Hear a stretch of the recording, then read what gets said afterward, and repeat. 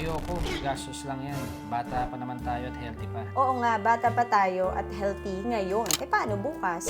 Sure ka ba? Iba pa din na prepared tayo. What if magkasakit ka ng critical illness or ako, yung like stroke or cancer? Saan tayo kukuha ng panggastos? Gusto mo ba na maubos yung savings natin? Dumating yung time na manghingi tayo. Siyempre, ayoko maubos. Ayoko rin manghingi. Ayun naman pala eh. Di kailangan natin kumuha ng health insurance plan. Sabi ni Peach, yung FWD financial planner na kausap ko, maganda daw yung Set for Health. Ito yung critical illness plan na up to 3 times pwede tayo makaklaim for a major critical illness and 1 time for a minor critical illness. And on top of that, meron pa daw itong kasamang life insurance.